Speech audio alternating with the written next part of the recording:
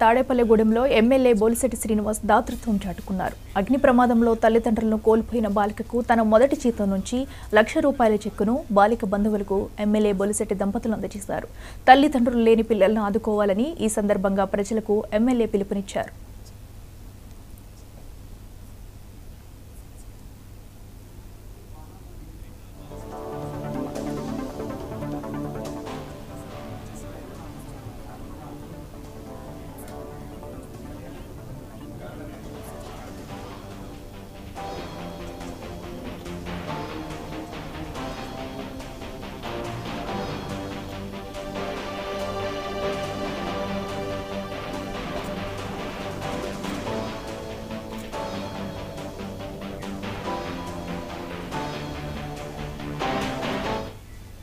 నీలిమ వాళ్ళ తల్లిదండ్రులు టిట్కో ఇళ్లలో నివాసం ఉంటూ ఉన్నారు.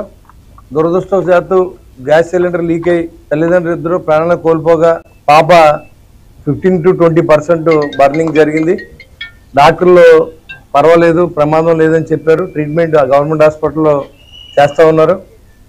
మరి వారి కుటుంబాన్ని, ఆ అమ్మాయికి ఇంకెవరు తల్లిదండ్రులు లేరు, పెదనాన్న ఉన్నారు. మరి వాళ్ళ అమ్మాయిని చూడడానికి నేను నా మొదటి జీతం నుంచి ₹1,00,000 ఆ అమ్మాయికి డిపాజిట్ చేసి మరి ఇవ్వడం జరిగింది. ఎందుకంటే తగిన సహాయం చేయండి, ఎవరికైనా భగవంతుడు మనం మంచి చేస్తాడు. తప్పకుండా మరి ఆ అమ్మాయి త్వరగా కోలుకుని ఆ అమ్మాయికి మంచి భవిష్యత్తు ఇవ్వాలని నేను కోరుకుంటూ ఉన్నాను.